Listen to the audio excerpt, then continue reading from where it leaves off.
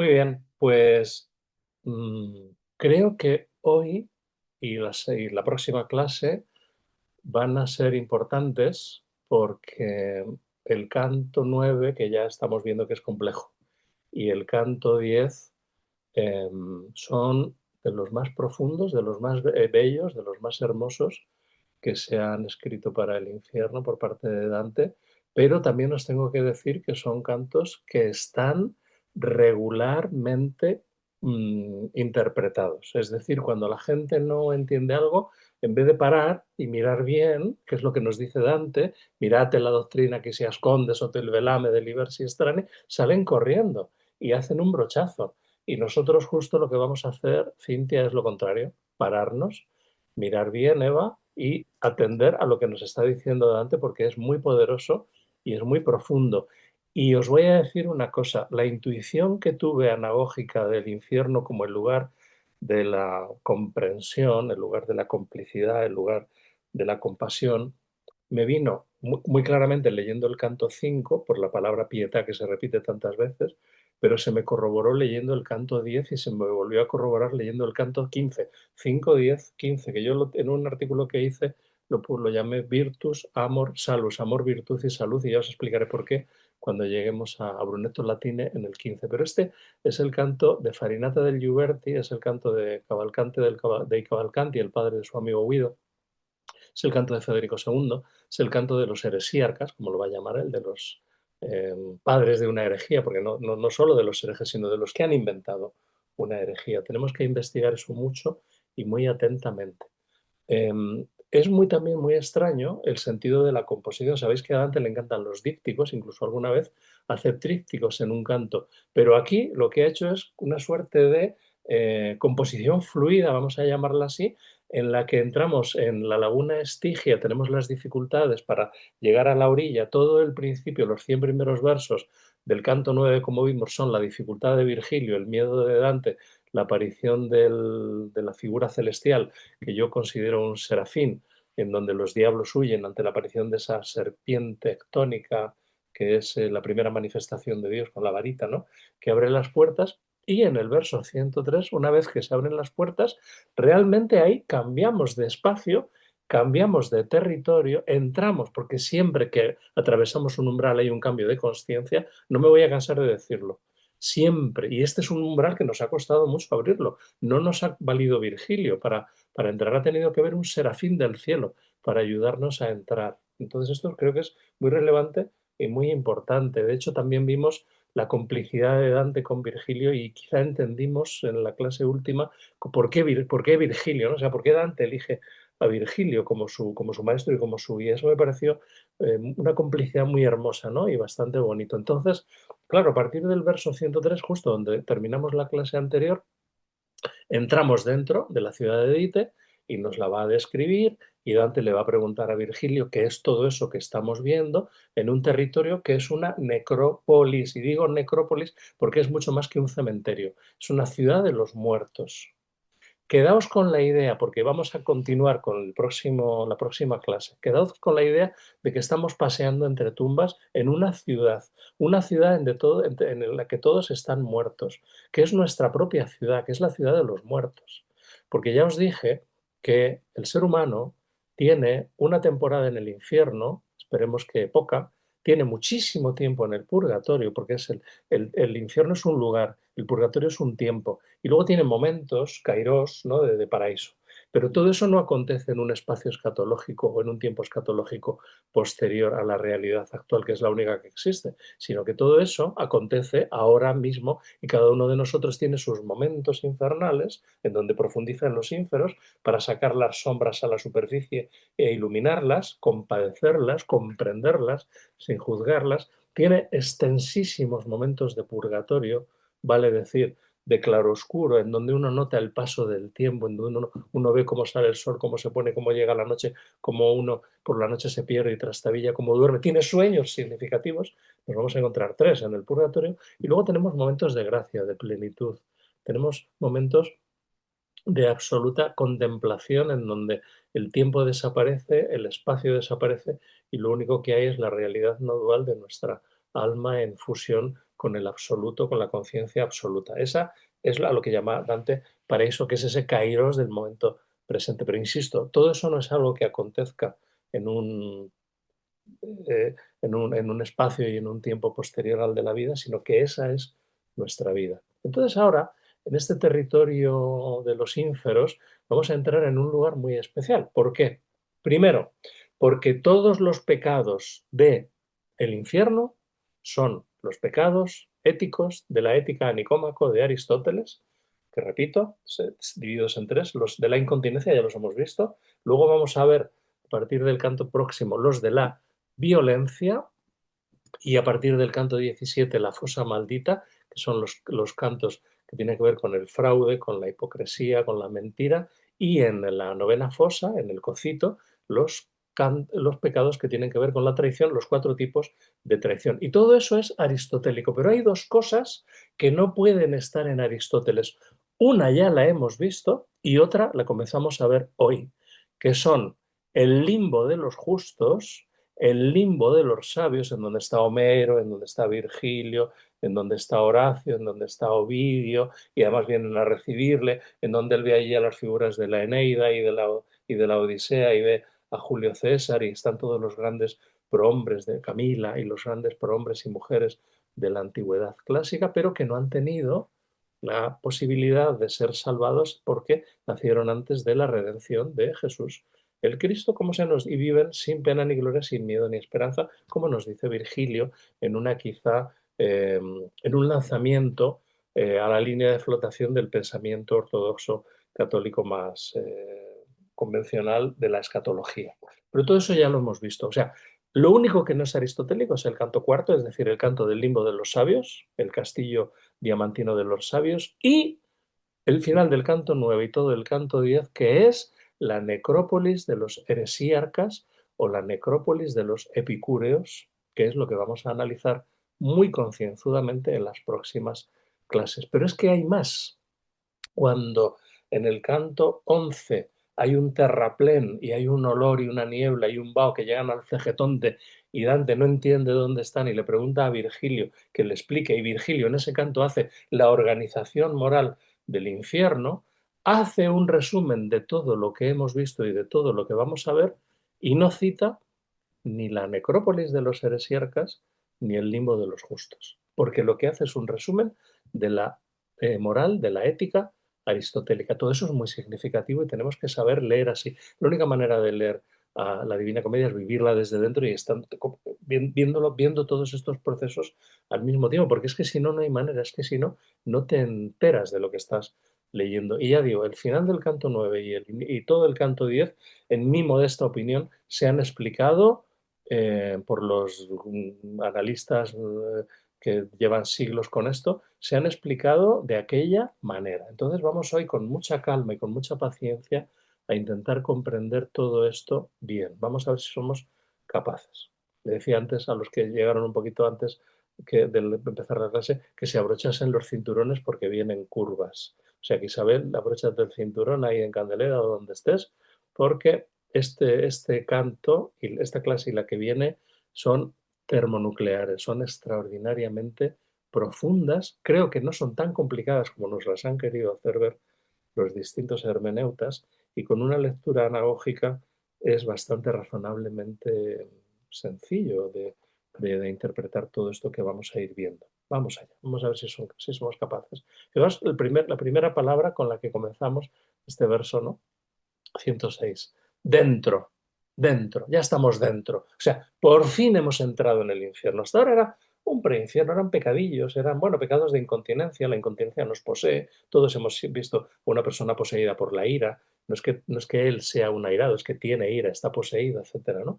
Pero ahora estamos dentro del infierno. Y este primer pecado no es aristotélico porque Aristóteles no puede plantearse ninguna posibilidad de creer o no creer en la inmortalidad del alma. Volveré sobre ello porque es muy importante. Es un pecado que en todo caso tiene más que ver con los averroístas de París, Sigerio de Bramante, pero Sigerio de Bramante lo lleva al cielo, Acordaos que lo tiene en el canto 10 del paraíso, en el cielo del sol, en el cielo de los sabios. Por tanto, es un averroísmo un poco raro, porque al padre del averroísmo contemporáneo de Dante lo coloca en el paraíso, el de gran, en fin, el que se enfrentó con Santo Tomás de Aquino, ¿no?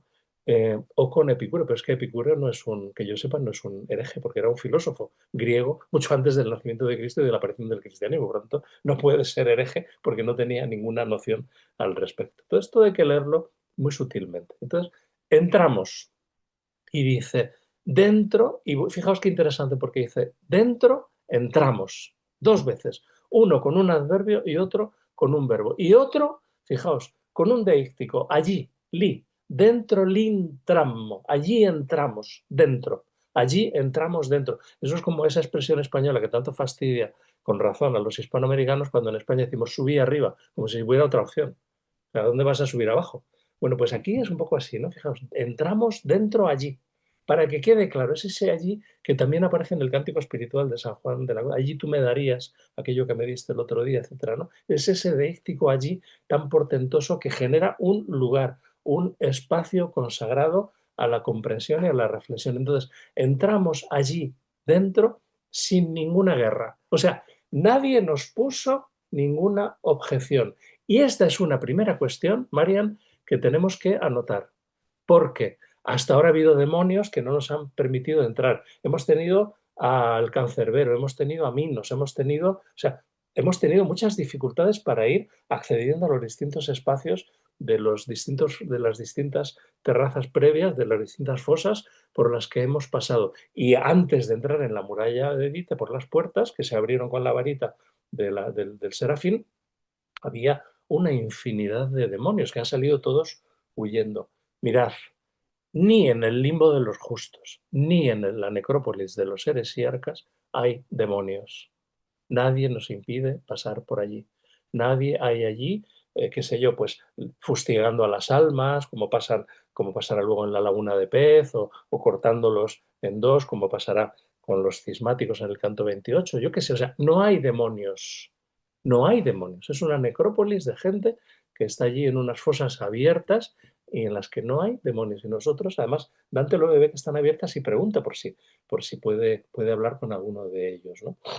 Entonces, dice, allí penetramos adentro sin ninguna guerra e io, che avea di riguardar dis'io la condizione che tal fortezza serra, comío fui dentro, y vuelve a repetir dentro, fijaos que esto es interesantísimo, dos veces el adverbio dentro en 4 versos, l'occhio intorno invío.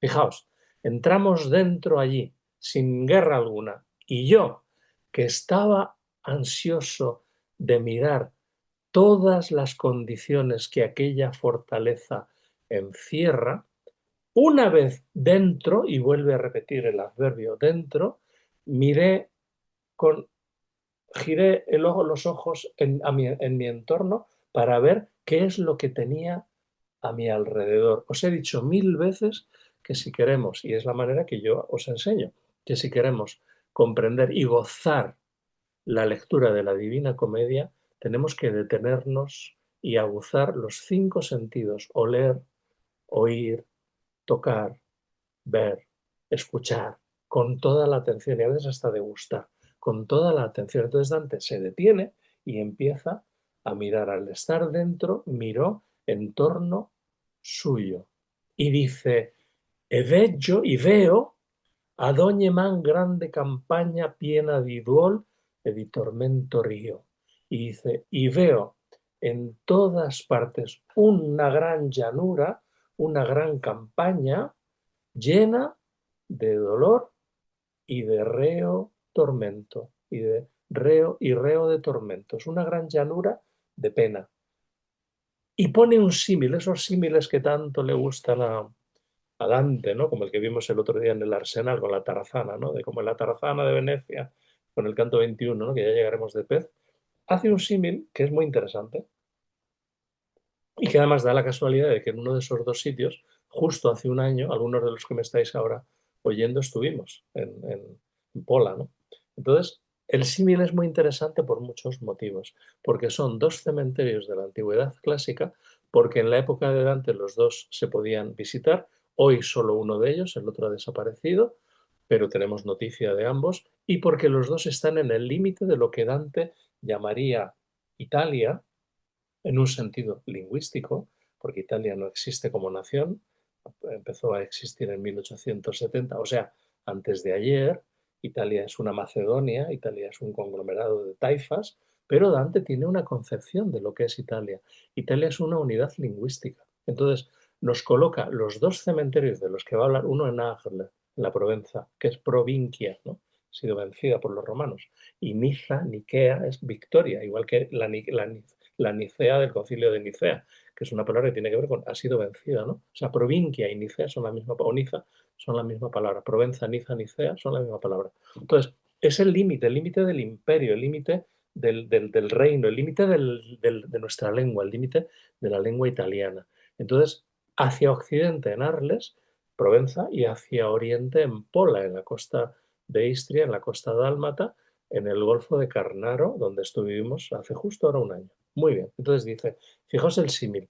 Si come ad Arli over Roda Nostaña, si come Apola preso del Carnaro, que Italia chiude e i suoi termini baña, fijaos, dice, de la misma manera que en Arles, donde el río Ródano se divide, ¿no? Y crea como una isla, ¿no? Se estanca. O como en Pola, en el Golfo de Carnaro, que cierra Italia y baña sus límites, fijaos qué maravilla, cierra el límite, la frontera, fijaos, chiude y termini en italiano, ¿no? Yo he traducido cierra y límites, o sea, el sentido de que estamos en un lugar liminar, en un lugar, limbo viene de límite, de limes, ¿no? Y la palabra sublime, que sabéis que tanto me gusta, lo aprendí de Rilke, ¿no? De la Elegía Segunda, la palabra sublime es lo que está por debajo del límite. Es aquello que el ser humano puede comprender, porque más allá estamos en un lugar que ya no nos corresponde, la mente no sabe ya entender aquello. Entonces, estamos en un lugar liminar, estamos en el límite, es donde está en el límite de Italia, de nuestra lengua. Bueno, pues son dos ejemplos de dos necrópolis. Cuidado que cuando empiece el canto 10 dentro de unos minutos va a aparecer una tercera necrópolis. Tiene que ser tres porque en Dante todo es tres, en Dante todo es trino. Y la tercera necrópolis ya no va a estar en Italia, o mejor, en el límite de Italia, es decir, en Pola, ¿no? En Istria y en Arles, en Provenza, sino que va a estar en Jerusalén, en el valle de Josafat, que es la necrópolis por antonomasia, como ahora, dentro de unos minutos, os voy a explicar. Pero quedaos con esta idea. Quedamos con la idea de que por donde estamos pisando, esta necrópolis se parece a la que hay en Pola, a la que hay en Arles y a la que es, eh, a la que es centro para la espiritualidad cristiana, sobre todo a partir de la Edad Media, símbolo de la resurrección, que es, y del juicio final, que es la necrópolis en las murallas de Jerusalén, otro límite en el valle de Josafat. Quedaos con esta idea y quedaos con la idea de que nosotros somos habitantes temporales de la ciudad de los muertos. ¿De acuerdo? Esto es fundamental. Sobre todo también para cuando lleguemos a Cavalcanti, y eso ya tendrá que ser en la próxima clase, porque no me da tiempo a tanto hoy, ¿no? Entonces, el tema del límite y de que se cierra, ¿no? De que se chiude. Y dice, de la misma manera que en Pola y en Arles, fanno i sepulcri tutti il loco varo, così facevan quivi d'ogni parte, salvo che il modo vera più amaro. Entonces dice, de la misma manera que el cementerio de Pola y el cementerio de Arles, aquí también todos los sepulcros tenían en el sitio ondulado, conformaban estas tumbas por todas partes de igual manera, solo que aquí quizá de un modo más amargo. Pero la idea es la misma, grandes sepulcros como una ciudad con sus arcos, con sus fosas y con sus tumbas. ¿Por qué más amargo? Mirad lo que dice.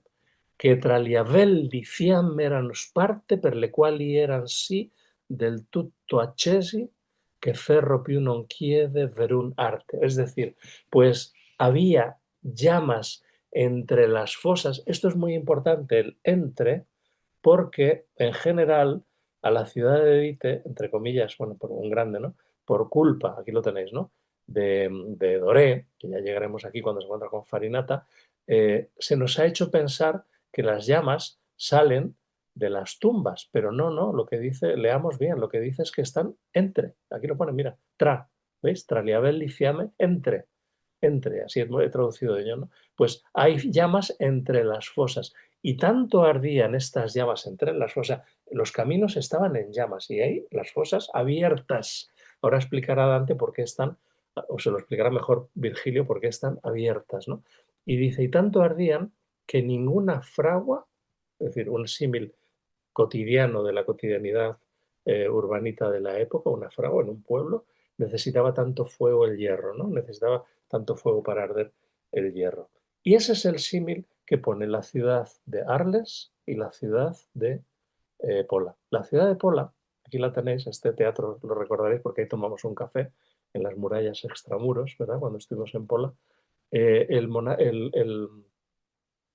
la necrópolis se ha perdido, la necrópolis romana de Pula, pero en la Edad Media conservaba bastantes restos funerarios, bastantes sarcófagos visibles. Pero es que además, como os digo, y lo sabéis porque estuvimos, ahora pertenece a Croacia, hasta 1945 perteneció a Italia, antes fue Imperio Austrohúngaro, todo el lío, ya sabéis, los líos liminares. Hay un libro precioso, Microcosmos, de el autor del Danubio, en donde, porque él es de Trieste, en donde habla Claudio Magris, en donde habla de todos estos lugares liminares. De hecho, su mujer, Marina Madieri, era de Pola, fue de los que perdieron el referéndum, se tuvo que venir a lo que ya no era Italia, tuvo abandonó para no caer en la dictadura comunista de Tito. Y bueno, allí quedaron muchos todavía. Si os sabéis, cuando llegamos a Pola había elecciones municipales y había carteles en italiano, porque la gente todavía mantiene el italiano y el véneto.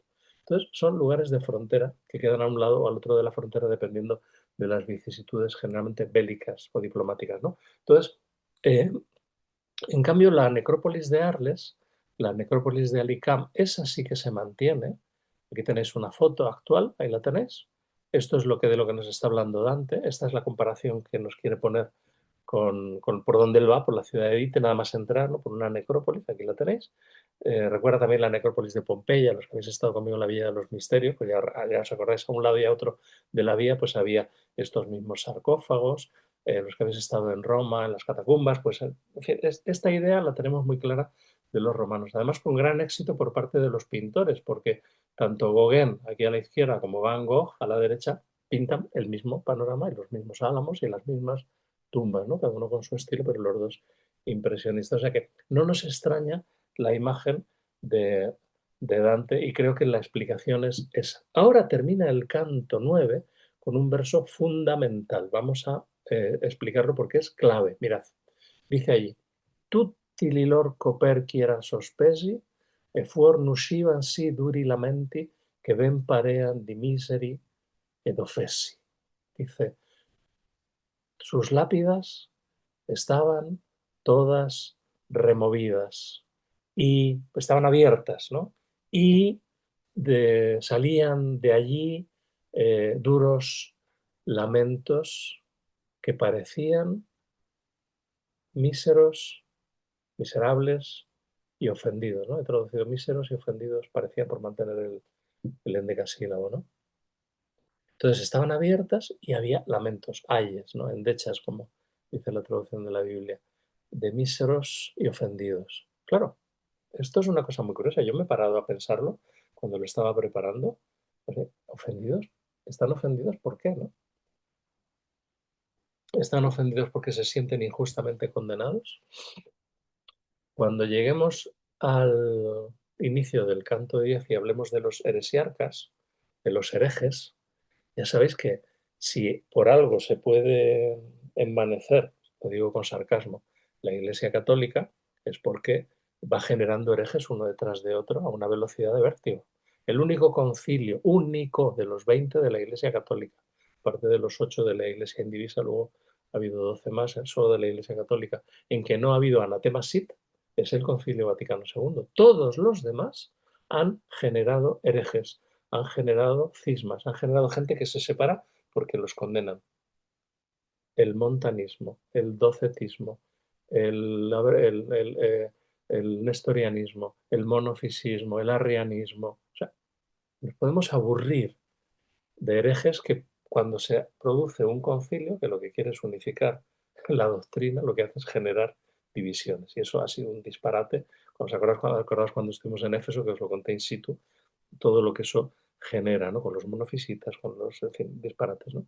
Entonces, claro, muchos de estos herejes, Nestorio, Arrio, yo qué sé, Montano, ¿no? Que decía que lo que había que eliminar era el Dios del Antiguo Testamento, que ese no era el Dios de Jesús, y lo que había que hacer era quedarse solo con el Nuevo Testamento y eliminar el Antiguo, no fue condenado como hereje en el año 150, y tantísimo, el docetismo, todo, el donatismo, el docetismo, o sea, y luego en la Edad Media un montón de herejes, los cátaros, sobre todo aquí, estamos acercándonos a la herejía cátara, ¿no?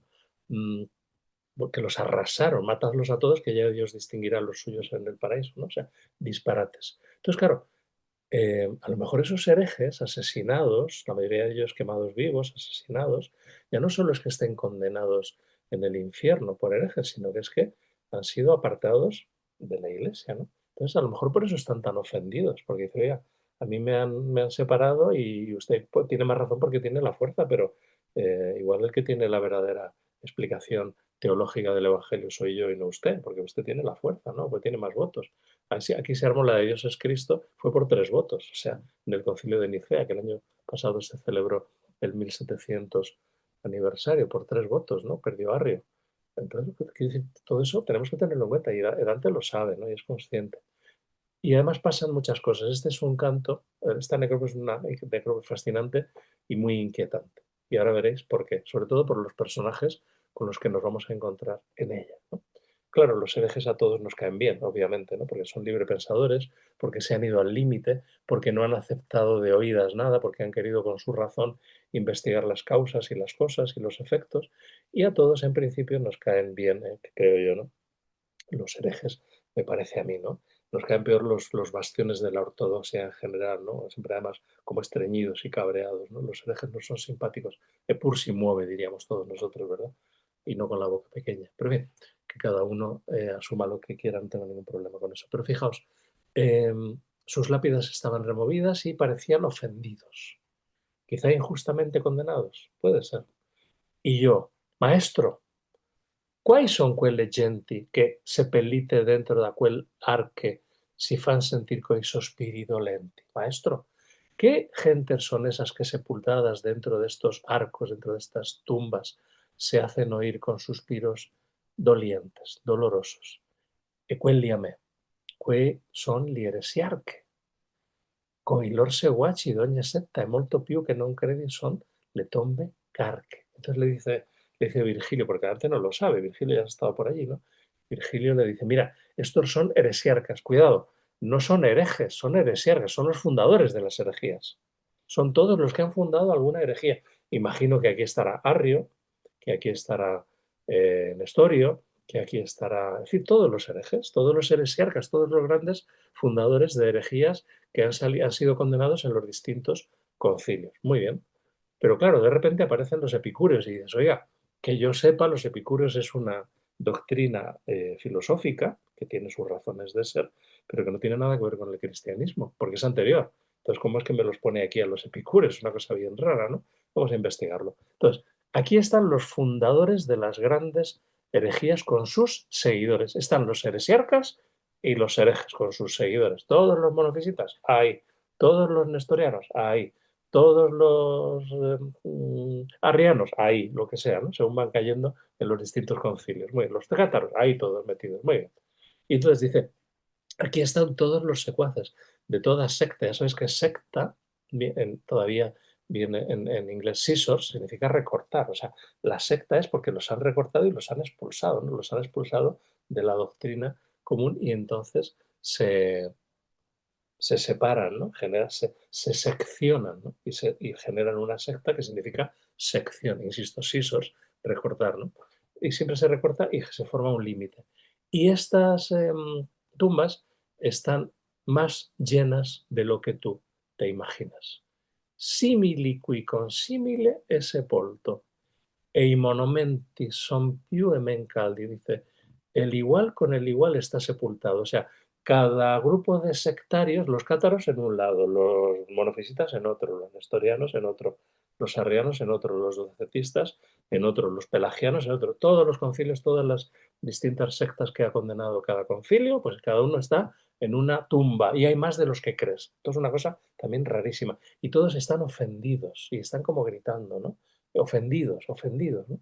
Y entonces, eh, además, los monumentos, los túmulos, arden más o menos, quizá, me imagino yo, según la, eh, la profundidad o la intensidad de la herejía. A lo mejor hay unos que son menos herejes y entonces arden menos, y otros son más herejes y arden más sus sepulcros. No lo sabemos, ¿no? Pero esa es la idea. Y ahora viene el verso extraordinario más importante, porque esto solo va a pasar 2 veces en el infierno, de la misma manera que pasara todo el tiempo en el purgatorio. Mirad, siempre en el infierno giramos a la izquierda. La palabra izquierda lo he explicado 1000 veces, pero por si hay alguno nuevo en inglés, uy, en inglés estoy bueno, en latín, dextra, sinistra, igual que en italiano, ¿no? La destra y la sinistra. Entonces, lo siniestro adquiere tal connotación siniestra que en castellano, para evitar esa connotación, se sustituye en todos los idiomas peninsulares, en portugués, en catalán, en castellano, se sustituye por la palabra euskérica, que no significa, no connota nada. Y entonces tenemos esquerra, izquierda, izquierda, porque pierde la connotación siniestra. Todos sabemos en todos los idiomas románicos lo que significa diestro y lo que significa siniestro. Diestro es el proclive, el preparado, el que está predispuesto a hacer algo grande, y lo siniestro es aquello aterrador, aquello que nos repele. Pero también tenemos el juicio final. Los que están a mi derecha, y las parábolas de Jesús, los que están a mi derecha se van a salvar, los que están a mi izquierda se van a condenar. Por eso en el infierno siempre giramos a la izquierda, mientras que en el purgatorio siempre vamos subiendo por las terrazas girando hacia la derecha, menos en 2 ocasiones. Aquí, al final del canto 9, y en el canto 15 con Brunetto Latini, que giran hacia la derecha. Y giran hacia la derecha y ahí termina el canto y empieza el siguiente para encontrarnos con un territorio en el que van a aparecer 2 o 3 personajes extraordinarios. Es el gran canto de Cavalcanti, de el padre de Cavalcanti, Cavalcanti de Cavalcanti, pero sobre todo es el gran canto de Farinata. Pero no os olvidéis de que ahí también están enterrados averroístas, están enterrados filósofos averroístas, y está el gran Federico II, Stupor Mundi. Es uno de los personajes al que más admiraba Dante, y que también había sido amigo y discípulo a sus órdenes, Farinata del Giuberti, con el que ahora nos vamos a encontrar. Entonces dice, e poi che alla man destra si fu volto, pasamos tra i martiri e gli alti spaldi. O sea, fijaos, y luego que nos giramos a mano derecha, a la derecha, insisto, solo 2 veces en el infierno va a pasar esto, aquí y con su maestro, con Brunetto Latini en el canto 15, solo 2 veces, giran a la derecha, es decir, es un giro hacia algo positivo, hacia algo que me interesa, que me importa, que lo veo adecuado, que son los heresiarcas, que son los epicúreos, que son los averroístas. Entonces giro a la derecha y así pasamos entre los martirios y los altos muros. Los muros son las murallas, claro, de la ciudad de Vite, ¿no? Pasamos a traer martiri elianti espaldi. Mártir, que significa testigo. Y ya sabéis que la palabra mártir, en el contexto cristiano de las persecuciones, tiene una connotación profundamente positiva. Mártires de la fe. Están todos en el cielo, ¿no? Estos también son mártires porque padecen martirio, pero son mártires de la herejía y han sido condenados para Dante. Parece, no creo que estoy haciendo una sobreinterpretación, como diría Humberto Eco, más bien al contrario. Estos son mártires también, pero son mártires de la ofuscación de la Iglesia, ¿no? Son mártires porque tuvieron otras opiniones y interpretaron los evangelios de manera diferente, así de claro, ¿no? Y han sido no solo expulsados de la Iglesia, sino que si han podido los han matado o los han quemado vivos. Esta es un poco la idea que nos está transmitiendo Dante. Antes de irnos, si nos importa, os leo el soneto que le he dedicado al infierno 9, con las erinias, que dice, y él, cito los versos, ¿no? Y él, que conoce bien a las esclavas de la reina del llanto sempiterno, las feroces erinias, dijo, mira, ¿no? Es cuando se le aparecen las erinias y el ángel les abre la puerta, ¿no? Este es el soneto que he escrito. Dice, llegamos al pantano maloliente, en cuyo sexto círculo aparece la ciudad de la ruina. Solo ofrece desazón y pavor inútilmente. necrópolis fatal, villa doliente, un tropel de demonios comparece, la gorgona, Medusa me estremece, las erinias furiosas me hacen frente. Habla Dante, ¿no? Por fin un ángel fiero se avecina y al derribar sus muros entrevemos un fragor de sepulcros calcinados. Vosotros que seguís estos dictados, mirad atentamente la doctrina que esconden estos versos que leemos. Como veis es muy fiel, es un resumen muy fiel de todo el canto. Y el haiku dice, ciudad inútil, necrópolis furiosa, fiero sepulcro. Y de esa manera nos metemos de hoz y coz en el canto 10. Canto 10, primero, la estructura del canto, un grabado de la Florencia de la época de Farinata, de los años por los que nació Dante, porque me interesa mucho que veáis cómo era. Mirad, la estructura del canto es la siguiente, versos 1 al 21, los sepulcros de los epicúreos. Versos 22 al 51, la primera conversación con Farinata del Ghiberti. Si puedo, llegaré hasta ahí. No sé si llegaré hasta ahí, hasta el verso 50, pero vamos a ver, ¿no? Luego ya, para la clase, para la semana siguiente, la próxima clase, 52-72, la aparición de Cavalcante, el padre de Cavalcante, 73-93, la profecía del exilio de Dante que le hace Farinata, 94-108, la explicación que le hace Farinata a Dante sobre por qué los condenados ven el futuro y pueden profetizar, y el regreso al camino, la vuelta al camino, que va de los versos 109 al 136. Dejadme que empiece por el final. Este es un cuadro bueno, un fresco de Farinata del Ghiberti, que está en los Uffizi, que lo habéis visto todos conmigo, de Andrea del Castaño, en la Galería de los Hombres Ilustres, que es con el que se quiere encontrar Dante y le quiere interpelar y le quiere preguntar. Pero mirad lo que pone en el verso 133. Appresso mos a man sinistra y piede. O sea, está especularmente dialogando con el verso final del canto anterior. Supongo que lo veis todos de manera muy obvia, ¿no? Mirad aquí, ¿veis? E poi que a man destra si fu volto, gira a la derecha, todo el canto 10 es hacia la derecha, por tanto algo sereno, positivo, razonable, diestro, y de repente cuando termina el canto 10 y termina de hablar con Farinata, otra, y además dice Amán, sinistra, o sea, mi lectura anagógica dialoga, como sabéis, entre los versos. Esta es muy fácil porque solo hay 130 versos entre uno y otro, entonces es más complicado porque a lo mejor está dialogando con un verso del paraíso o con un verso del purgatorio. En este caso era bastante fácil, Dante aquí me lo puso, bastante fácil, pero esta es la idea, ¿no? Entonces, ahora quiero que os fijéis cómo era Florencia. Aquí el río Arno, aquí el Ponte Vecchio, veis que no, los demás puentes no existen, las murallas. Esto estaría hecho más o menos desde San Miniato, desde Piazzale Michelangelo, que todos hemos estado, más o menos. El Ponte Vecchio, claro, sin la Galería Vasariana, porque Vasari es del siglo XVI, obviamente, ¿no? Ponte Vecchio, se entra, fijaos que no existe la, fijaos que no existe, claro, ¿cómo va a existir en 1260 Santa María de Infieri? Lo que existe es Santa María Reparata, que es la catedral medieval. Esta es la ciudad medieval, esta es la ciudad de Dante. Aquí está Santa María Reparata. Sí existía el Palazzo Vecchio.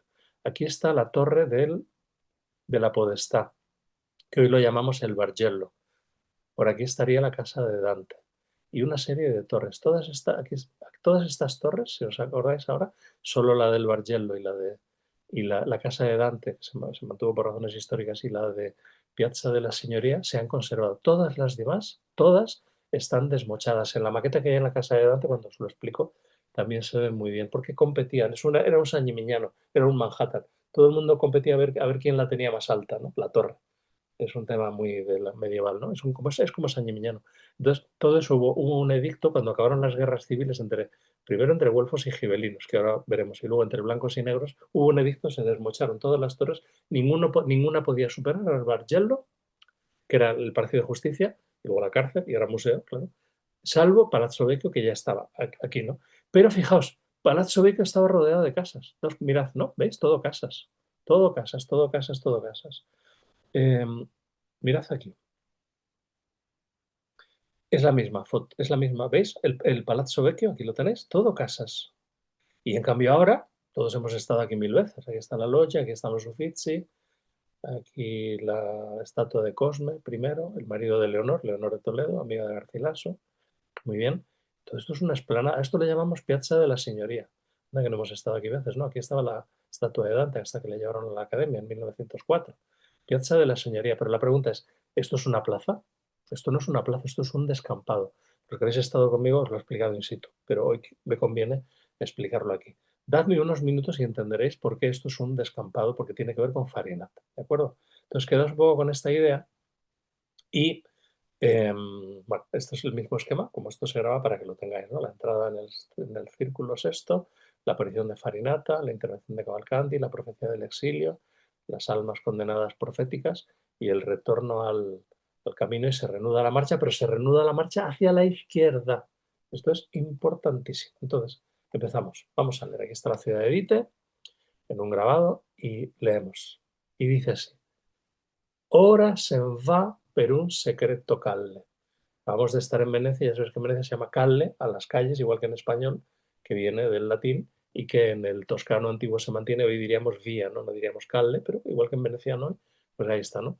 Ora se'n va per un secreto calle. O sea, ahora se va por una calle secreta. Esto a veces se ha traducido como estrecha. No, no me parece correcto traducir por estrecha, porque lo que está diciéndonos es oculta. Oculta en griego se dice místicos, mística, oculta, ¿no? De miein, de cerrar, ¿no? Una calle oculta, una calle secreta. Bueno, ya empezamos bien, ¿no? Empieza bien el canto. Daos cuenta de que muchas veces, por no decir todas, la primera tercina, los primeros tercetos de todos los cantos dan la idea del horizonte de expectativas de la explicación del canto. Entonces, si nos dice que vamos a atravesar una calle secreta, nos está diciendo muchas cosas. Nos está diciendo, o voi que avete gli intelletti sani, mirate la doctrina que se esconde, sotto il velame, velame degli versi estrani, porque los versos son muy extraños. Entonces, nos va a contar cosas secretas, cosas que no están dichas para todos o que no todos entienden y que hay que estar atento porque si no te las puedes perder. Está hablándonos de cosas secretas que no son para todos. Y dice, ahora pasamos por una calle secreta tras el muro de la terra el martiri. Caramba, que lo acabamos de leer, que lo acabamos de leer. Mirad lo que dijo al final del canto anterior. O sea, qué cosa más rara, ¿no? Pasamos tra i martiri e gli alti spaldi. Pasamos entre los martirios y los altos muros. Y ahora nos dice, pasamos tras los muros de la tierra y los martirios. Caramba, lo ha repetido dos veces. Los altos muros que dividen todo lo anterior, la laguna Estigia, la Queronte, las cuatro terrazas primeras, el Limbo, etcétera, y los martirios, los mártires los mártires de la herejía, los mártires cátaros, los mártires nestorianos, los mártires monofisitas, los mártires pelagianos, los mártires, porque es que además la Iglesia, como sabéis, pasó de martirizada a martirizadora en horas 24. Pasó de ser perseguida a perseguir en muy poco tiempo. Ahí tenéis el libro de Catherine Nixey, que vimos hace 1000 años, de la edad de la penumbra, ¿no? Ahí lo tenéis, ¿no? Por ejemplo, ¿no? Entonces, interesante. Y dice, lo mío maestro e yo dopo la espalda. Primero mi maestro y yo detrás, a su espalda. Dice a sus hombros, ¿no? Espalda, ya sabes que en italiano es hombros, pero bueno, traducido espaldas. Mi maestro y yo después, detrás de él viene a decir, ¿no? Mirando, viendo sus hombros, ¿no? Entonces yo siguiendo al maestro. Y entonces le pregunta Dante al maestro, y tú eres Dante, y tú le preguntas a Virgilio y le dices, oh virtus somma. Por eso aquí en esto que ya os explicaré en su día cuando lleguemos a Brunetto Latini, amor, virtus, salus, quedaos con esta idea. Amor, canto 5, Paolo y Francesca.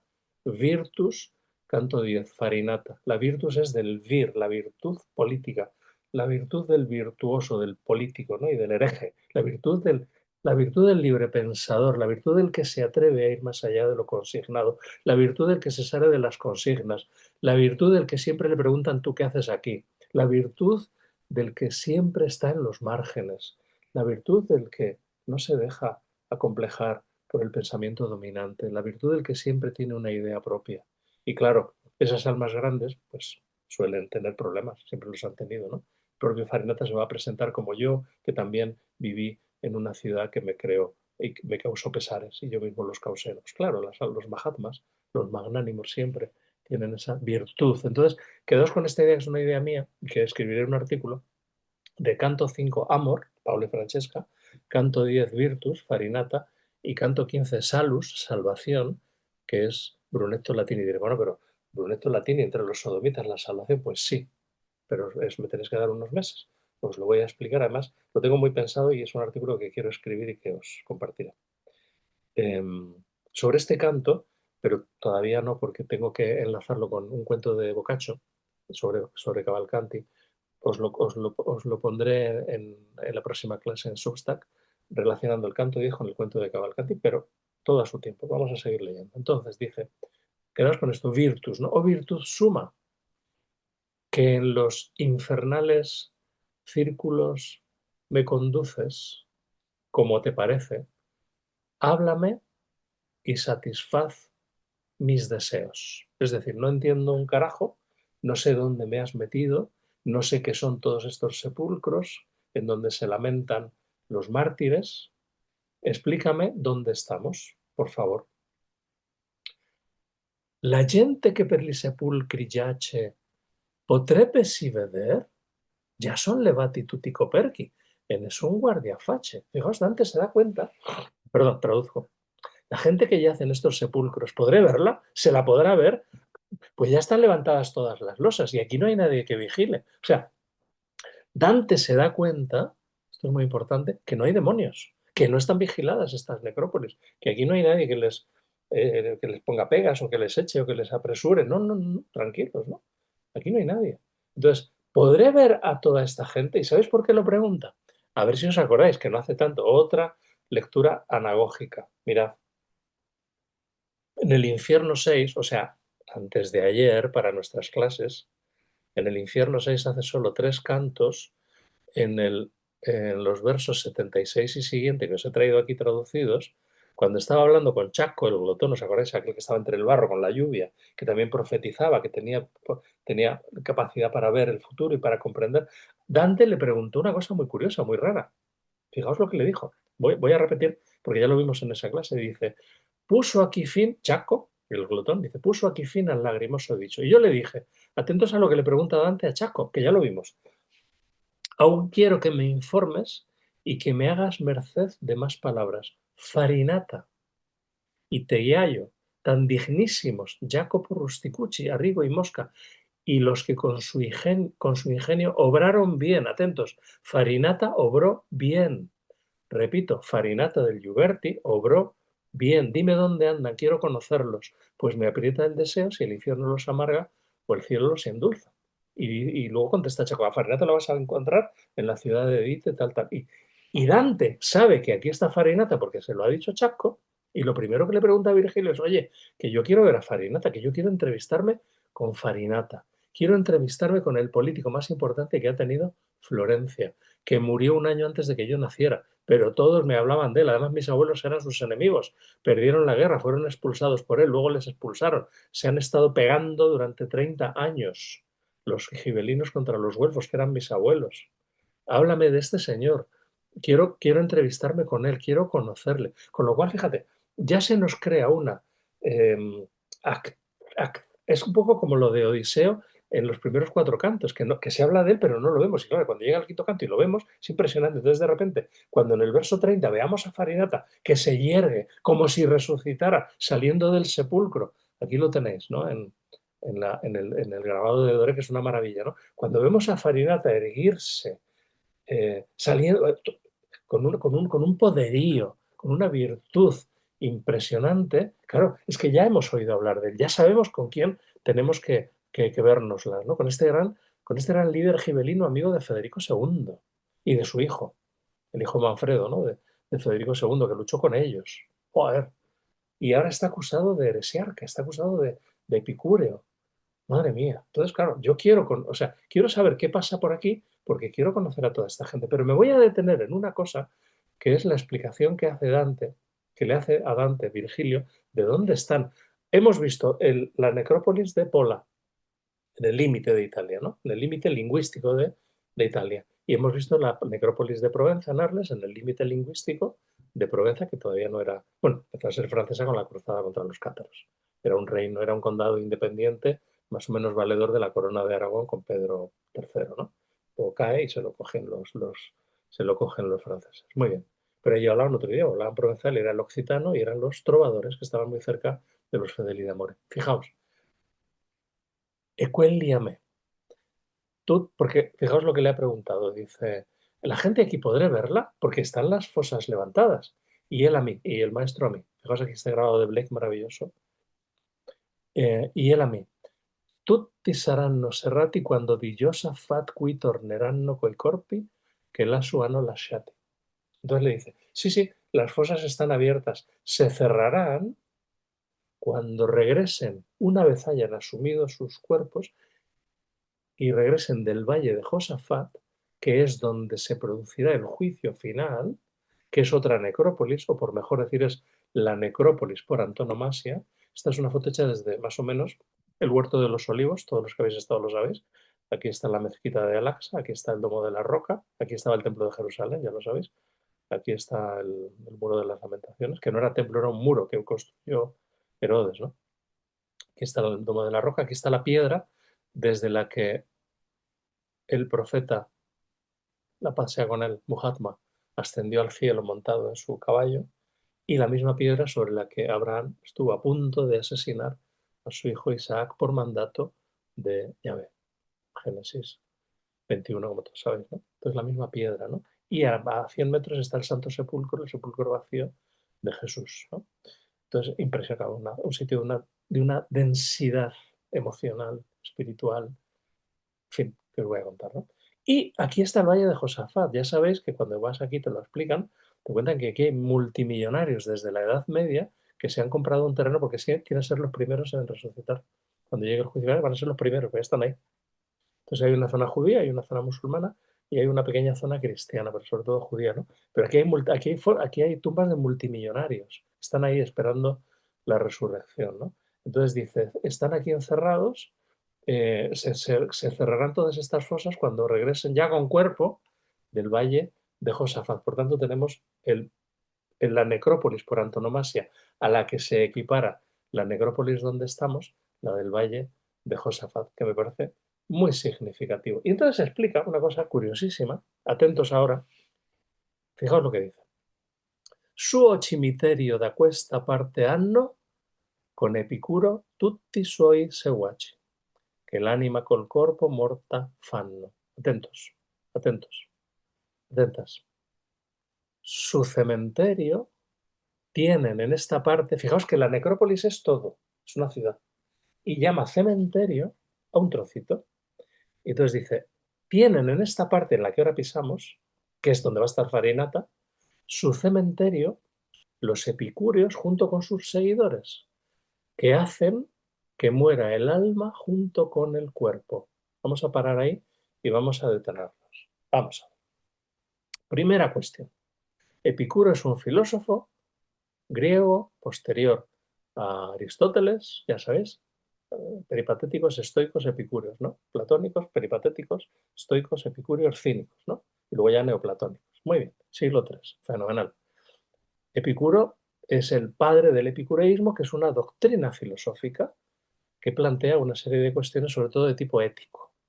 El gran filósofo epicúreo latino, como todos sabéis, es Lucrecio, cuyo libro de Rerum Natura, de la naturaleza de las cosas, tuvo una influencia impresionante en la Florencia de los Medici, como nos da cuenta un libro que todos hemos leído, el de Stephen Greenblatt, El Giro, que en el original inglés no es giro, es volantazo, es el volantazo que da uno cuando va conduciendo porque se va a encontrar con un animal o algo y quiere evitarlo, ¿no? Y El Giro es la historia de cómo Poggio Bracciolini, íntimo amigo mío, el tercer canciller, después de Petrarca vino con Lucio Salutati, y luego Aldo Bruni y luego Poggio Bracciolini. Poggio Bracciolini, un escritor maravilloso, se dedicó a ir por todas las abadías sajonas para seduciendo abades en busca de legajos para traérselos a Florencia y fundar la biblioteca, que luego ya, claro, con la caída de Constantinopla se multiplicó por todos los manuscritos griegos, etc. Y ahí ya nace el Renacimiento. Pero la tesis de Greenblatt es que el Renacimiento nace un poquito antes, hacia 1420, que llegan los primeros manuscritos de Cicerón y sobre todo con la aparición del Rerum Natura de Lucrecio, que es el padre latino del epicureísmo, maestro de Virgilio. Sabéis que Virgilio era epicúreo. O sea, todo esto se lo está contando un epicúreo, adelante, que es Virgilio. que es epicúreo, que tuvo un maestro, Sinón, en Nápoles, Parténope, ¿no? Mantua Megenuit, Parténope me tiene, ¿no? Hemos estado todos, no muchos, en la maravillosa, ¿no?, tumba de Virgilio, y este maestro de Virgilio, Sinón, le regaló su casa y se la dejó, se la dio a Virgilio. Y él cuenta que en la lectura del De Rerum Natura, que es un poquito anterior a él, Lucrecio es unos años anterior al propio Virgilio, le causó una emoción y una perturbación impresionante porque le hizo replantearse todas las cuestiones que tienen que ver con el universo, con los dioses y con el ser humano, ¿no? El De Rerum Natura. Aquí os he puesto dos traducciones, una de mi maestro, maravillosa, de Agustín García Calvo en cátedra, que todos tenéis seguramente, y os he puesto la nueva de Valentí Folk, que también es muy buena, en acantilado, con el prólogo de Stephen Greenblatt, el autor del Giro, que trata sobre la aparición de el De Rerum Natura en Occidente. Pero insisto, vamos a ver, el señor Epicuro y el señor Lucrecio no son herejes, porque son anteriores a Jesús, el Cristo. Son anteriores al primer concilio, al segundo, al tercero, al cuarto. No pueden ser herejes cuando no son cristianos. Para ser hereje hay que ser cristiano. Cristiano herético, pero cristiano. Por lo tanto, no pueden ser herejes. Son epicúreos. Muy bien. ¿Y qué es ser epicúreo? ¿Qué problema hay en ser epicúreo?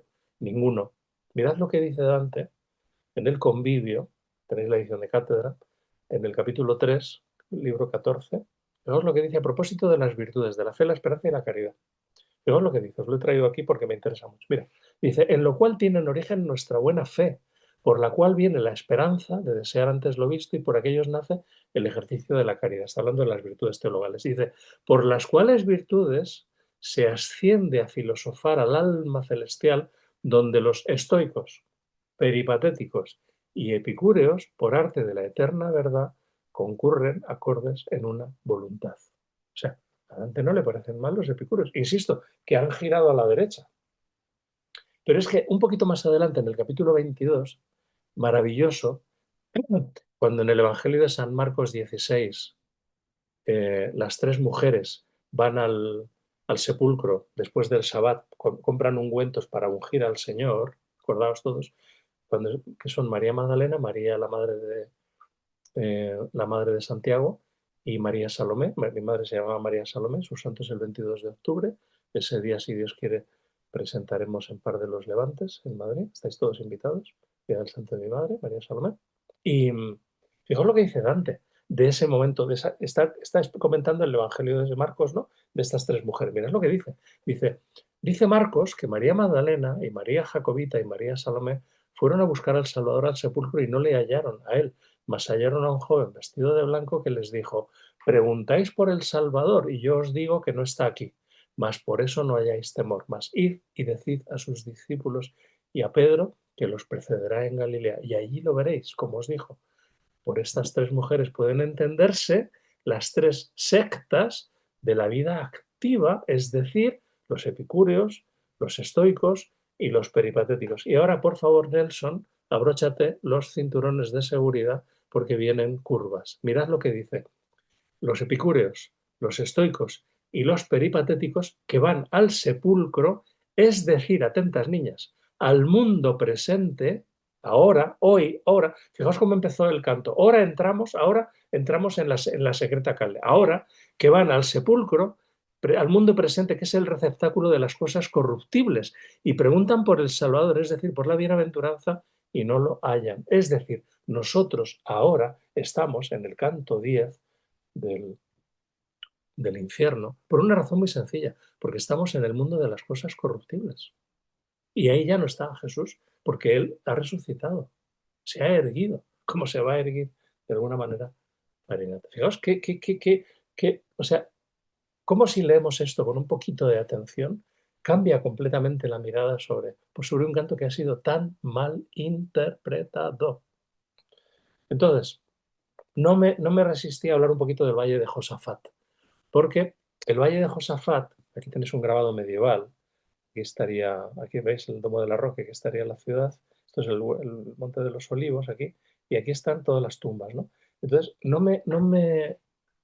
o sea, me parece que hay que hablar un poquito del Valle de Josafat, porque Josafat es un rey del reino, del reino de Judá, de la tribu de Judá, uno de los reyes, Josafat, ¿no? Y el valle que está a los pies del río Cedrón adquirió el nombre de este rey de Judea. Muy bien. Y a partir de la Edad Media se definió como el valle de Josafat, ese valle del Cedrón. Pero hay muchas cosas que decir. Primera, el profeta Joel, que no es de los más conocidos, dice en su libro, capítulo 3, versículo 2, 3 y 12, congregaré a todas las naciones y las haré bajar al valle de Josafat y allí entraré en juicio con ellas. El juicio final ya está anunciado por el profeta Joel. Pero es que además me he detenido en esto, y me he detenido en esto, en Hechos 2, porque los católicos que me estáis oyendo, que habéis ido hoy a misa, habéis oído este texto. Hoy es el día de la teofanía, hoy es el día de Pentecostés, hoy es el día en que, vamos a leerlo, porque es el único sitio del Nuevo Testamento en que se cita al profeta Joel hablando del valle de Josafat, que es la misa de hoy, es la lectura de hoy. Mirad lo que dice la lectura de hoy de Pentecostés, Hechos 2, dice así. Cuando llegó el día de Pentecostés, estaban todos unánimes juntos, y de repente vino del cielo un estruendo como de un viento recio que soplaba, el cual llenó toda la casa donde estaban sentados.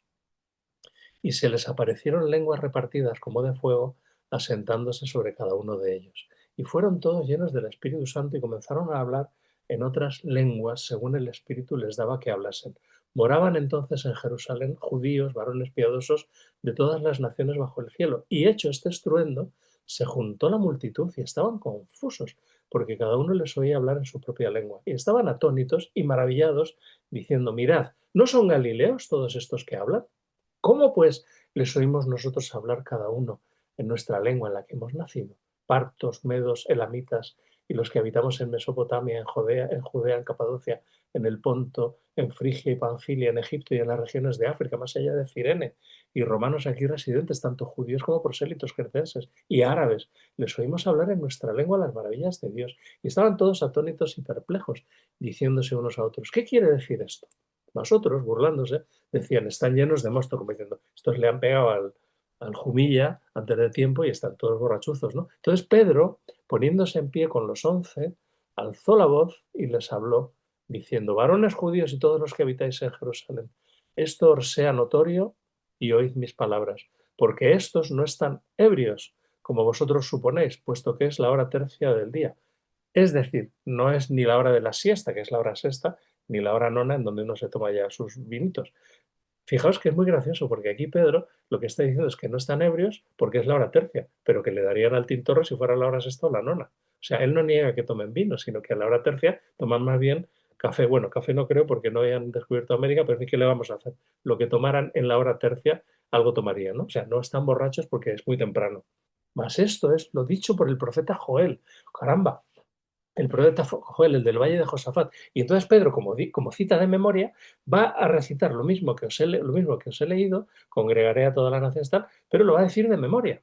Y va a citar al profeta Joel hablando del juicio final y del valle de Josafat. Y entonces dice, yo cito a Pedro, que Pedro cita a Joel de memoria.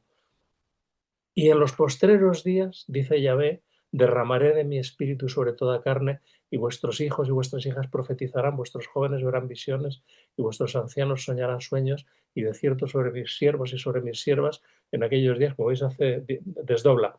Pedro estaba muy por la cosa de desdoblar, nosotros y nosotras, españoles y españolas, aquí como hay siervos y siervas, hijos e hijas, derramaré de mi espíritu y profetizarán, y daré prodigios arriba en el cielo y señales abajo en la tierra, sangre y fuego y vapor de humo. El sol se convertirá en tinieblas y la luna en sangre, antes que venga el día del Señor grande y manifiesto, y todo aquel que invocare el nombre del Señor. Es que es impresionante porque, mirad, os voy a leer a Joel, pero no pasado por Pedro, porque él cita de memoria, sino lo que dice Joel en el capítulo 3. Mirad lo que dice. Qué interesante. Mirad, por cierto, aquí tenéis a Joel en la Capilla Sistina, afrescado por Miguel Ángel. ¿Vale? Cuando están los profetas mayores, los profetas menores, aquí tenéis a Joel. Que profeta menor no significa que sea menos profeta, es que es más cortito el libro. Profetas mayores pues se enrollan mucho y los profetas menores porque tienen libros más pequeños. ¿Vale? No sabemos ni siquiera de qué época es Joel. Evidentemente tiene que ser post-exílico por motivos lingüísticos y porque, bueno, por cuestiones que los que saben de estas cosas os explicarían, ¿no? Pero no se sabe, ¿no? Pero más o menos después del exilio, pues quizá 500 y poco, 400 y mucho, por ahí, ¿no? Y se escribió este libro, ya después del exilio, con la reconstrucción del segundo templo. Bien. Porque he aquí que en aquellos días y en aquel tiempo en que haré volver la cautividad de Judá y de Jerusalén, reuniré a todas las naciones y las haré, fijaos atentos, descender, esto me gusta mucho los análisis lingüísticos cuando tienen sentido, ¿no? Las haré descender, o sea, bajar al valle de Josafat. Eso tiene todo el sentido porque los valles están abajo, por tanto se desciende. ¿Qué significa Josafat? Yahvé juzga. Josafat es Yahvé juzga o Yahvé ha juzgado. O sea, el nombre por antonomasia del juicio de Dios. Esa es la gran necrópolis, en donde Yahvé nos va a juzgar. Y allí entraré en juicio con ellas, las naciones, a causa de mi pueblo y de mi heredad, a quien ellas esparcieron entre las naciones y repartieron mi tierra. Y echaron suertes sobre mi pueblo. ¿Veis que está hablando ya del posexilio, ¿no? Echaron suertes sobre mi pueblo. Y dieron los niños por una ramera y vendieron las niñas por vino para beber. Y también, ¿qué tengo yo contra vosotras, Tiro, Sidón y todo el territorio de Filistea? Eso es que Filistín es como luego Adriano llamó a todo lo que era Judea, porque como echó a los judíos hasta el gorro de digo, a ver, los enemigos de los judíos, pues Filistea, a Palestina, y le llamó Palestina, y aquí aparece en Joel, ¿no? ¿Queréis vengaros de mí? Y si de mí os vengáis, bien pronto haré yo recaer la paga sobre vuestra cabeza, porque habéis llevado mi plata y mi oro y mis cosas preciosas y hermosas metisteis en vuestros templos y vendisteis los hijos de Judá y los hijos de Jerusalén a los hijos de los griegos para alejarlos de su tierra. He aquí, yo los levantaré del lugar donde los vendisteis y volveré vuestra paga sobre vuestra cabeza. Y venderé vuestros hijos y vuestras hijas a los hijos de Judá y ellos los venderán a los sabeos, nación lejana, porque Dios ya ha hablado. Proclamad esto entre las naciones, proclamad guerra, despertad a los valientes, acérquense, vengan todos los hombres de guerra, forjad espadas de vuestros azadones, lanzas de vuestras hoces, diga el débil, fuerte soy, juntaos y venid, naciones todas de alrededor, y congregaos. Haz venir allí, oh Jehová, o Yahvé, a tus fuertes. Despiértense las naciones y suban, fijaos, antes dijo desciendan, ¿por qué dice suban? Porque a Jerusalén siempre se sube, Eistenpolis, uno siempre sube a la ciudad. A Jerusalén siempre se sube. De hecho, en la epístola 13 de Dante, cuando habla de cómo hay que leer su texto, Alcán Grande dice, subí a Verona de la misma manera que la reina de Saba subió a Jerusalén. A Verona no se sube, está en una llanura. La tengo detrás, a mis espaldas. Tengo a Marti, que no me va a dejar mentir. Es una llanura, pero se sube a Verona igual que para ver Alcán Grande de la Escala, igual que se sube al Monte Olimpo, o igual que se sube a Delfos, o igual que se sube al Parnaso, o igual que se sube a Jerusalén. Porque es Eistenpolis, es arriba, hay que subir, ¿no? Siempre. Entonces, subid a Jerusalén, suban al valle de Josafat, porque allí me juntaré para juzgar a todas las naciones. Pero fijaos qué interesante, venir, descended, claro, suben hacia la guerra y descienden hacia el juicio de Dios, ¿no? Descended porque el lagar está lleno, rebosan las cubas, mucha es la maldad, muchos pueblos, y ahora fijaos cómo llama al valle de Josafat, al valle de Yahvé juzga, el valle de la decisión. ¿Por qué el valle de la decisión? Porque cercano está el día de Yahvé, en el valle de la decisión, en que seréis juzgados. Y igual que dijo San Pedro en la lectura de la misa, el sol y la luna se oscurecerán y las estrellas retraerán su resplandor. Fijaos cómo lo dice San Pedro. Aquel día será grande, el día del Señor, el sol se convertirá en tinieblas y la luna en sangre, ¿no? Entonces este es Joel, el del valle de Josafat. Bueno, me parece extraordinario, ¿no? Quizás sea bueno parar aquí porque ahora ya nos vamos a encontrar con Cavalcante. Déjame decir solo una cosa. Déjame decir solo una cosa. Mirad, eh, esto lo hemos visto todos, no lo sabemos de memoria, es el baptisterio de Florencia. Bueno, habéis estado conmigo 1000 veces. Os he enseñado las 9, esto le encanta a Matilde, os he enseñado las 9 emanaciones angélicas que están en el baptisterio, además con el nombre, primados, dominaciones, serafines, querubines, tronos. Ahí arriba están. Está el juicio final con el diablo comiéndose a los réprobos, igual que en la capela de Giescorbegli, igual que en Dante. O sea, Dante de niño tenía una catequesis en su casa, pero es que mirad de dónde sacó lo de las tumbas. Aquí, esto os lo he agrandado, ¿veis? Este es el día del juicio final. Entonces, todo el mundo sale del valle de Josafat, sale de sus tumbas, ¿lo veis? Desnudos. Es muy interesante que a Cavalcanti, perdón, a Farinata, porque claro, todos están desnudos, ¿no? lo saca solo hasta el ombligo, es como un detalle como eh, de elegancia hacia Farinata, ¿no? Se le ve de medio cuerpo, porque todos los demás que hemos visto estaban todos desnudos. Chaco, el otro y el otro, todos desnudos, ¿no? Filippo Argenti. Y en cambio Farinata, como con un respeto, el gran político, cuidado, político enemigo de su familia, enemigo de su familia. Con qué respeto lo saca solo medio cuerpo para que lo veamos. Pero es que es muy interesante. Quizá leo esto y terminamos aquí, porque tendréis muchas preguntas, os he dado muchísima información. Mirad, fijaos cómo ha terminado el verso anterior. Dice, dice, aquí están los epicúreos, dice, pero a la demanda que mi facci, quinci entro satisfatto sarà tosto e al disio ancor que tu mi taci. O sea, pero a la pregunta que me hiciste, pronto será aquí, qui, ¿veis? Qui, quinci, aquí dentro, otra vez el dentro, ¿no? Aquí dentro, satisfecha.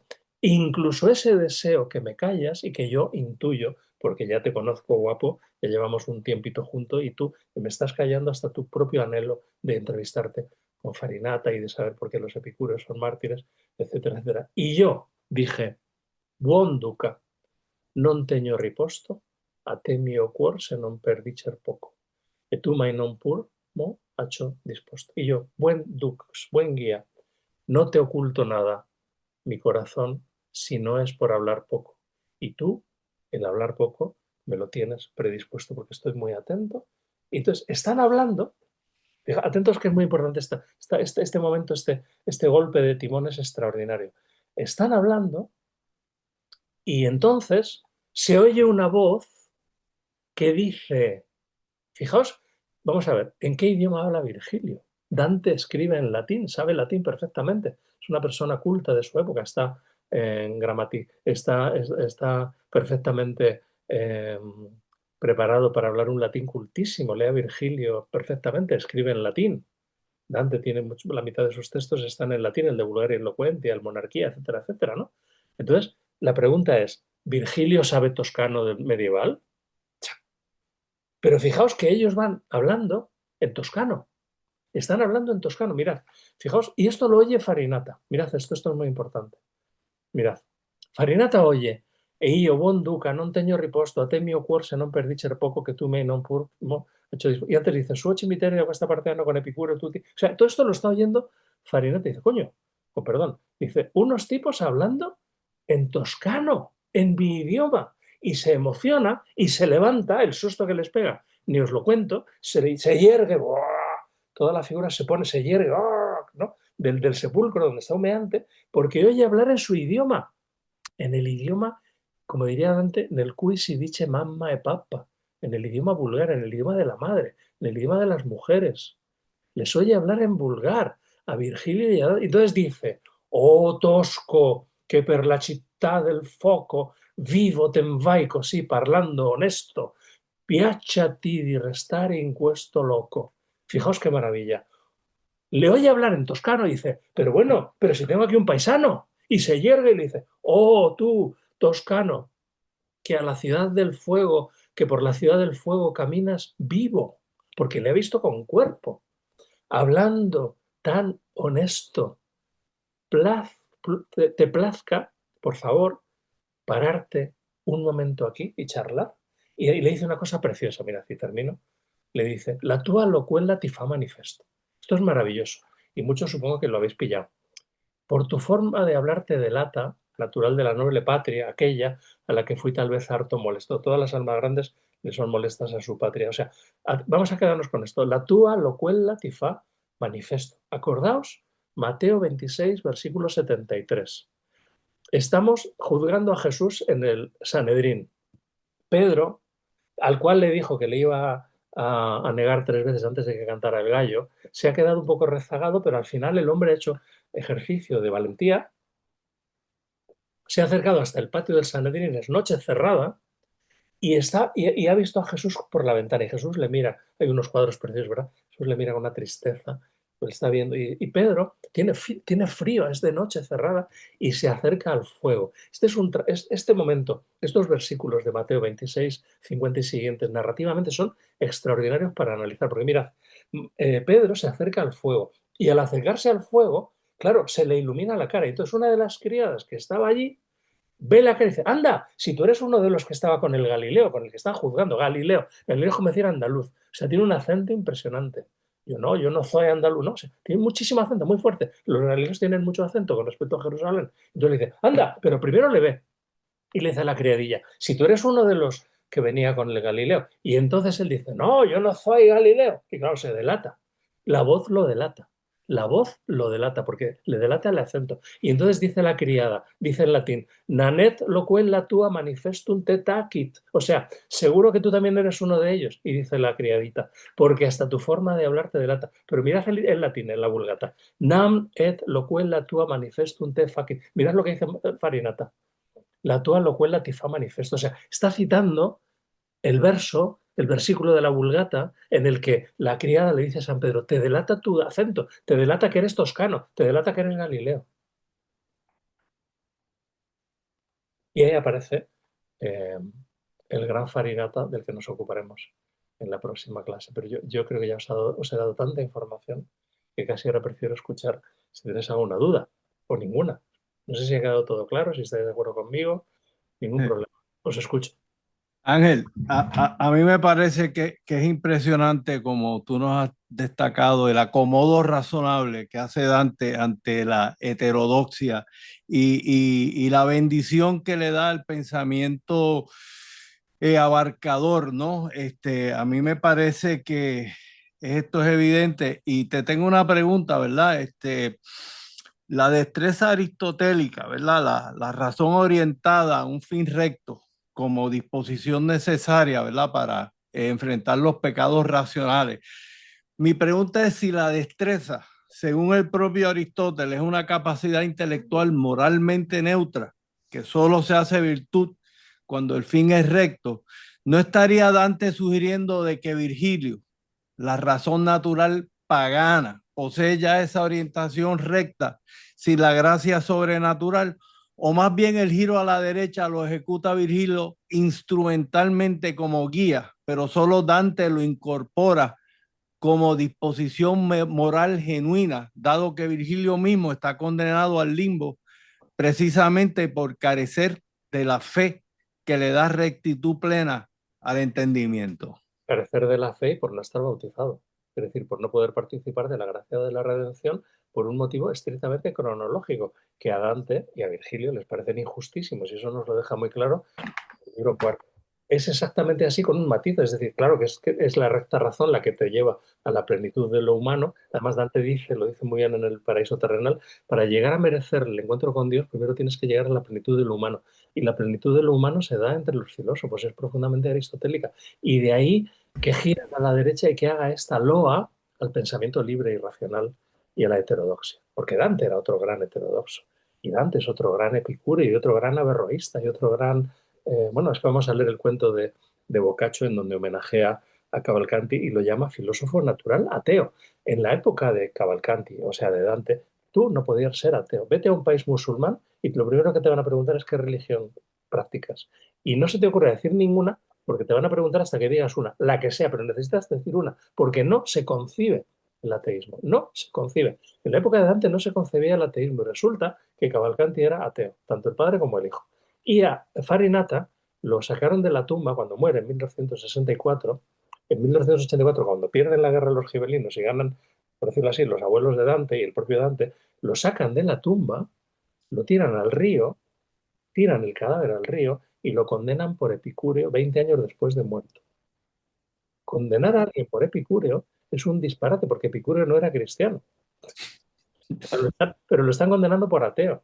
Pero claro, es que eso es motivo para la clase que viene. Te voy a contestar mejor en la próxima clase porque cuando dicen que los epicúreos hacen morir el alma con el cuerpo, eso tenemos que investigarlo, tenemos que saber qué es cuerpo y qué es alma y sobre todo te voy a dar la teoría de Dante, que es trina, como, y yo la tengo también porque luego los neoplatónicos la asumieron tal cual que es, tenemos cuerpo, tenemos mente, que es lo que ya solemos llamar alma, o sea, mente concreta, y luego tenemos alma o mejor espíritu. Entonces, puedes decirlo de la siguiente manera, cuerpo, mente, alma o mejor, cuerpo, alma concreta, espíritu. El cuerpo y la mente mueren, la memoria, todo eso va a desaparecer, pero hay una cosa que no va a desaparecer, que es lo que somos realmente.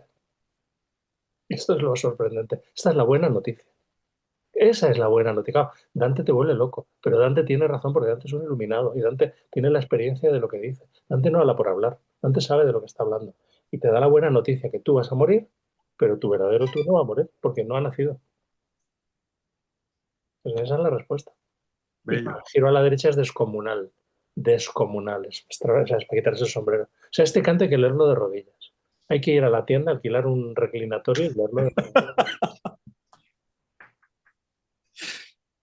Salamaya, aleluya. Cintia, tiene la palabra, la mano levantada. Querida, Sí, una consulta. Ángel, mencionaste el libro de Magris. Cuando mencionaste el libro de Magris era en el Crocosmo. cuento 9. ¿Es el Danubio? No, el Danubio es el que recorre todo desde la Selva Negra Sí. hasta Constanza. Yo hablo de microcosmo, que en español no se puede traducir bien porque, claro, en italiano está microcosmo y microcosmi. En español, al traducir microcosmos, se pierde el plural. Pero tú, como lo puedes leer en italiano, te recomiendo que lo leas en italiano, microcosmi. Está Ok. escrito en la Plaza Joy Adriatic de Trieste, porque él es de allí, y entonces Sí. hace una reflexión sobre la frontera, sobre toda la parte perdida, ¿no? La Italia irredenta. Tú ahora vas a Robigny o vas a Pola. Bueno, el año pasado fuimos y claro, son ciudades italianas que hablan en esloveno o en croata. Y en cambio vas a Trieste, es una ciudad alemana que hablan en italiano. Entonces, claro, es el lío del que hablaba antes sobre el, uy, Dante, Magritte, sobre el concepto de frontera, pero es microcosmi, tú lo puedes leer en italiano. Microcosmi. Perfecto, gracias. Esa era mi duda. Tienes que encender, si quieres hablar, Luce, tienes que encender el micrófono, me parece, si no, no te vemos. Ahora, ¿me Ahora, escuchas? sí, sí, sí. Eh, Me ha intrigado muchísimo esto de los mártires de la herejía, y herejía también entre comillas, porque no habían nacido, habían nacido antes de Cristo. Y me recordé de San Pablo, oportet et hereses esse. Es necesario que haya herejes, porque de la discusión que traen los herejes puede surgir la verdad. ¿Qué pensaría Dante de esto? Es que yo creo que Dante era hereje.